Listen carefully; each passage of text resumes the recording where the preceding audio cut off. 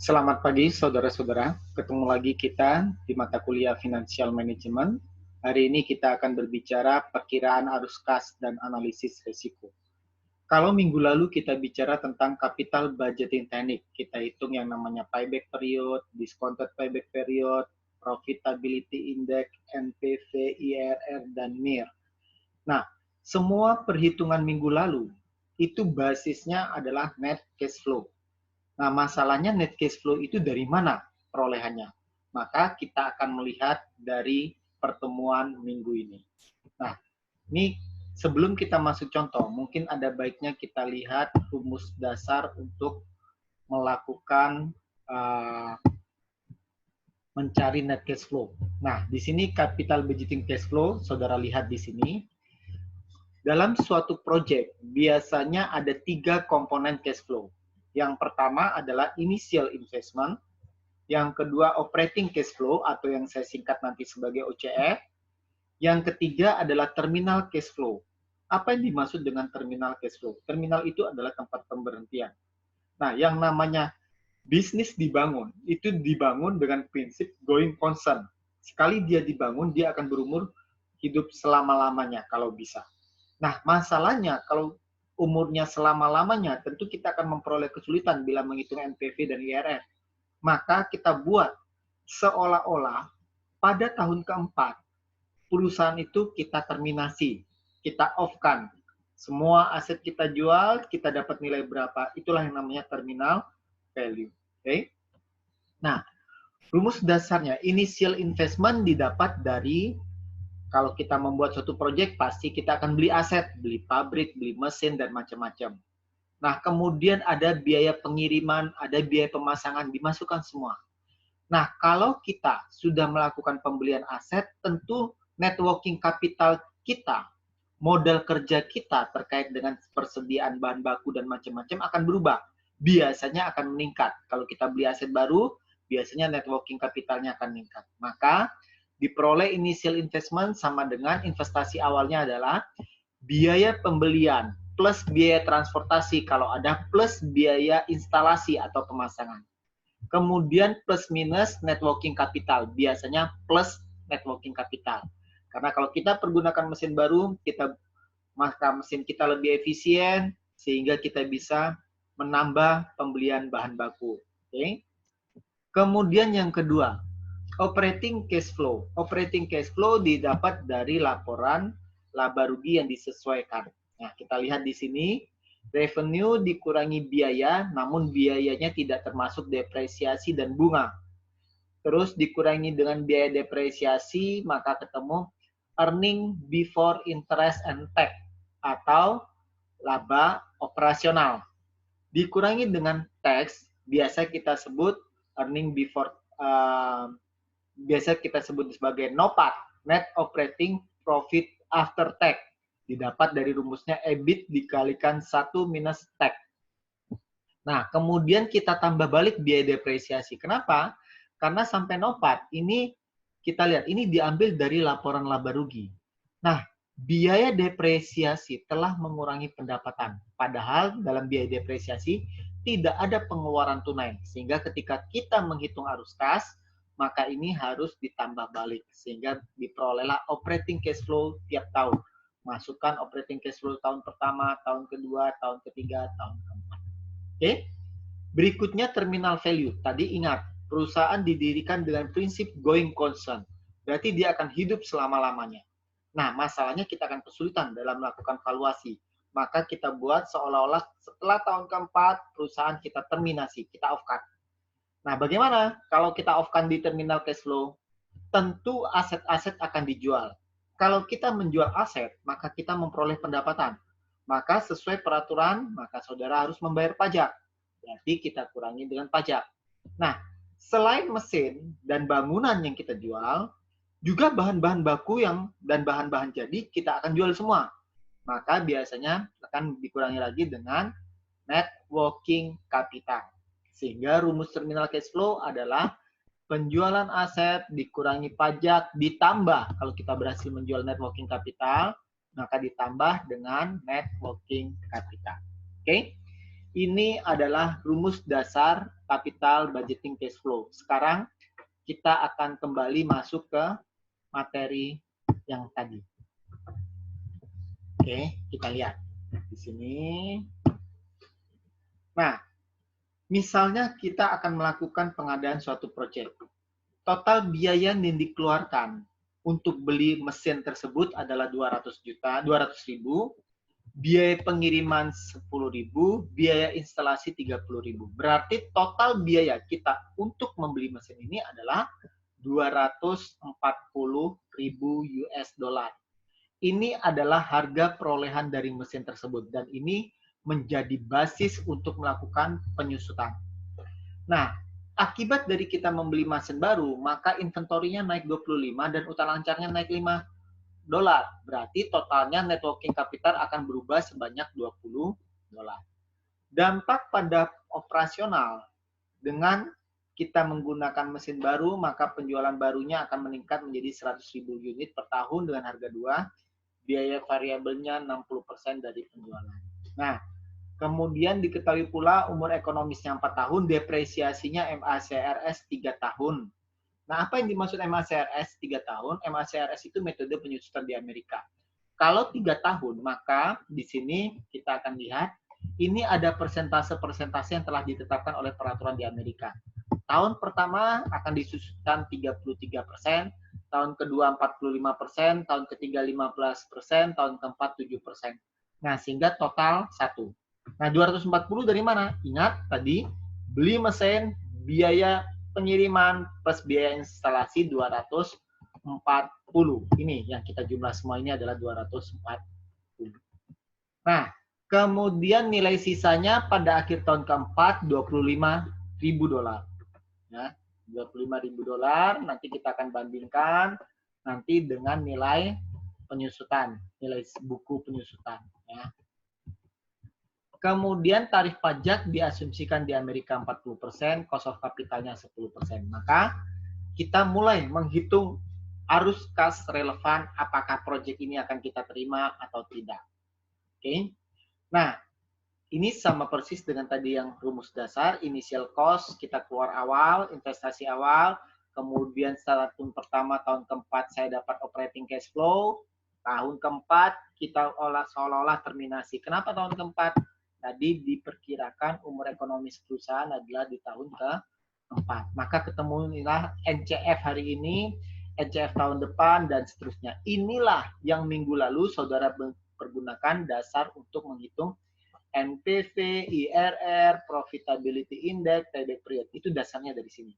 Nah, hari ini kita cari bagaimana mendapatkan NCF tersebut. Sekarang kita lihat initial cost terlebih dahulu. Nah, kita lihat di sini. Nah, ketika kita membeli mesin baru, apa yang terjadi? Inventory meningkat 25.000, utang lancar meningkat 5.000. Nah, ingat, net working capital didapat dari current asset dikurangi current liability. 25 dikurangi 5 sama dengan 20.000. Berarti, berapa total biaya pemasangan kita alias investasi awal kita? Berarti total pembelian, biaya pembelian plus pemasangan dan angkut tadi 240. Kemudian kita harus tambah lagi sebanyak 20.000. Untuk apa? Untuk menyiapkan inventory. Berarti total investasi awal saya adalah 260. Kemudian saya kasih tanda minus. Kenapa? Karena minus itu artinya perusahaan mengeluarkan duit investasi awal. Nah, itu kita sudah ketemu yang pertama, yaitu initial cost-nya sudah kita ketemu, minus 260.000. Nah, sekarang kita mulai hitung lagi operating cash flow tahun pertama sampai tahun keempat. Ya, kita lihat, ini penyusutan tadi sudah. Nah, katakanlah pendapatan perusahaan tiap tahunnya sama, 200.000. Ya, 200.000 tadi diketahui dari soal. Di sini dikatakan penjualan perusahaan adalah 100 kalikan 2 sama dengan 200. Variable cost-nya 60%, berarti ketemu angka 120. Biaya penyusutannya diambil dari tadi MACRS 79, 108, 36, 17. Pindahkan semua ke sini. Berarti operating income-nya ketemu angka 200 kurangi 120 kurangi 79 sama dengan 0,8. Kita kalikan pajak Amerika, ketemu operating income, ya, atau biasa yang kita sebut tadi NOPAT, net operating profit after tax, kemudian ditambah balik penyusutannya yang semula mengurangi pendapatan, tambah balik ke sini. Oke. Maka ketemu angka arus kas operasinya 79, 91, 62, dan 54,7. Itu adalah OCF tahun pertama, OCF tahun kedua, OCF tahun ketiga, OCF tahun keempat. Oke? Nah, berarti kita sudah ketemu operating cash flow tahun pertama, tahun kedua, tahun ketiga, tahun keempat. Nah, sekarang kita lihat bagaimana dengan terminal cash flow-nya. Nah, terminal cash flow-nya diperoleh dari tadi nilai sisa mesin-mesin tersebut, kita jual semua, kita peroleh 25.000. Kita bayar pajak sebesar 10.000, katakan 40% dari 25.000. Kita kemudian tambahkan lagi dari penjualan net working capital. Tadi persediaan semua kita jual. Berarti kita dapat 20.000 lagi, selain dapat dari penjualan mesin. 25 tambah 20, 45, dikurangi pajak 10, berarti terminal cash flow-nya 35.000. Nah, berarti sekarang kita sudah masuk ke sini. Berarti semuanya arus kas sudah kita terima, ya, sehingga nanti bisa kita present value-kan. Oke. Di minus 60, kemudian tahun pertama 79, 91, 62, dan 54, kemudian terminal cash flow-nya 35. Oke, ini semua tadi yang kita peroleh dari sini. Nah, dari satu persatu itu kita peroleh semua 35 terminal cash flow, operating cash flow 79, 91, 62, dan seterusnya. Nah, dari situ kita akan menghitung yang namanya NPV menggunakan minggu lalu, IRR minggu lalu, MIR minggu lalu, dan payback period minggu lalu. Ini cara kita memperoleh operating cash flow. Nah, ini perhitungannya. Tadi ada beberapa catatan di sini yang belum kita bahas. Nah, dari sini, apakah efek pendanaan masuk dalam arus kas? Jawabannya tidak. Jadi dividen dan beban bunga tidak dimasukkan, ya. Nah, efek pendanaan mana yang harus diperhitungkan? Cuma satu, yaitu cost of capital sebesar 10%. Oke. Terus, haruskah biaya perbaikan 50.000 dari tahun sebelumnya dimasukkan? Jawabannya tidak, karena ini adalah sunk cost. Sunk cost itu biaya yang telah keluar di masa lalu dan tidak relevan dalam pertimbangan kita untuk memutuskan apakah suatu proyek ini diterima atau ditolak. Ya. Terus, jika fasilitas bisa disewakan sebesar 25 per tahun, akankah ini mempengaruhi analisis? Ya, karena berarti kita punya alternatif pilihan. Berarti contohnya kalau ini bisa kita proyek ini kita sewakan selama tiap tahunnya kita memperoleh 25.000 kalikan 1 minus X, berarti tiap tahun kita memperoleh cash flow 15.000.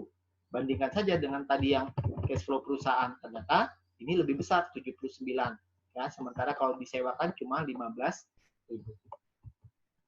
Nah, terus jika lini produk baru menurunkan penjualan dari lini lain perusahaan, apakah ini mempengaruhi analisis? Ya, tentu dong. Efek pada cash flow project lain adalah eksternalitas, sehingga nanti akan mempengaruhi bisa positif, bisa negatif. Oke? Ini terkait dengan bagaimana menghitung operating cash flow, initial investment, operating cash flow tahun pertama sampai tahun keempat, terminal cash flow. Nah, kemudian setelah kita peroleh semua ini di present value-kan, akan nanti peroleh yang namanya NPV, profitability index, IRR, dan macam-macam, ya. Nah, terus bagaimana? Tadi proyeknya sifatnya dari belum ada menjadi ada. Nah, beda kasusnya kalau sekarang adalah mesinnya sudah ada. Kemudian kita ingin menjadi mesin baru, berarti replacement. Nah, tentu proyek-proyek yang sifat replacement-nya itu lebih kompleks perhitungannya. Karena apa? Karena kita harus jual mesin lama. Nah, hasil penjualan mesin lama itu ada teknis pajaknya. Kalau melebihi nilai buku, kita harus bayar pajak. Nah, kemudian baru dipergunakan untuk membelikan mesin-mesin baru. Nah, tentu ini akan lebih kompleks. Dan tentu yang kita pertimbangkan adalah incrementalnya dari proyek lama menjadi proyek baru, itu incrementalnya deltanya berapa? Nih yang disebut ya. Oke. Nah, ini yang saya ceritakan tadi, mesin lama dijual, kemudian hasil penjualannya kita pergunakan untuk mesin baru. Oke. Sekarang kita masuk kepada risiko. Pada dasarnya dalam suatu proyek ada risiko proyek itu sendiri, ada risiko perusahaan, ada risiko pasar. Contohnya apa? PT Pakuwon Jati. Pakuwon Jati memiliki yang namanya Tunjungan Plaza, yang namanya Super Mall, yang namanya Royal Plaza, yang namanya East Coast. Tentu resiko dari TP, Super Mall, resiko Royal, resiko East Coast pasti berdiri sendiri-sendiri. Nah, itu yang disebut resiko stand alone, berdiri sendiri. Kemudian ada resiko korporasi, yaitu resiko PT Pakuwon, karena dia memiliki beberapa proyek. Kemudian yang lebih besar lagi ada resiko pasar. Ya. Nah, apa itu resiko stand alone? Nah, resiko stand alone adalah resiko masing-masing proyek. Biasanya kita ukur dengan standar deviasi. Oke, sudah pernah waktu saudara belajar risk and return. Kemudian risiko perusahaan adalah risiko yang ada di dalam perusahaan itu. Nah, risiko ini bisa dikurangi bila mana perusahaan melakukan yang namanya diversifikasi. Contohnya, supaya Pakuwon tidak hanya fokus di TP, karena TP itu adalah di pusat kota, padahal di satu sisi ada Surabaya Barat, ada Surabaya Timur, ada Surabaya Selatan. Maka oleh Pakuwon dibangun juga Super Mall di Surabaya Barat, East Coast di Surabaya Timur, dan di selatan dia bangun Royal. Sementara di Jakarta, dia juga bangun yang namanya Gandaria City, Kota Kasablanka. Itu semua dalam rangka mengurangi resiko. Oke. Jadi, ketika pendapatan satu mall berkurang, pendapatan mall lain bisa menutupi dari kenaikan pendapatan di mall lain. Ya. Nah, apa resiko pasar? Resiko pasar biasa juga kita sebut resiko sistematik atau resiko undiversifiable. Artinya resiko ini ada di pasar dan mengenai seluruh perusahaan yang ada dalam pasar itu. Contohnya apa? Resiko pasar di Republik Indonesia tentu ada yang namanya resiko inflasi. Nah, resiko inflasi itu akan mengena kepada seluruh perusahaan yang berdomisili di Indonesia. Nah, terus dalam rangka kita menghitung proyek, mana yang relevan? Tentu saja risiko pasar atau risiko sistematik. Inilah yang akan menjadi dasar penghitungan kita. Ya. Nah, dari sisi lebih mudah mana yang diukur? Tentu risiko stand alone. Nah, tapi yang relevan adalah risiko pasar. Nah, kadang-kadang perusahaan supaya ingin mengetahui apakah suatu proyek itu bakal diterima atau tidak, biasanya melakukan yang namanya analisis sensitivitas. Dia buat seolah-olah ada skenario. Kalau ini penjualannya naik di atas target, bagaimana? Kalau penjualannya turun di atas target, bagaimana? Itu yang disebut sebagai analisis sensitivitas. Ya. Nah, untuk melakukan analisis sensitivitas, semua nilai variabel dianggap tetap, kecuali satu yang kita ubah. Sebagai contoh tadi, penjualan. Penjualan targetnya 1 miliar. Bagaimana kalau penjualannya naik 10% di atas atau 20% di atas 1 miliar? Berarti 1,2 miliar. Itu dampaknya bagaimana terhadap laba? Terhadap NPV bagaimana? Bagaimana kalau misalnya targetnya 1 miliar, kemudian kalau tidak tercapai, kurang dari 20%, misalnya 850 atau 800 miliar.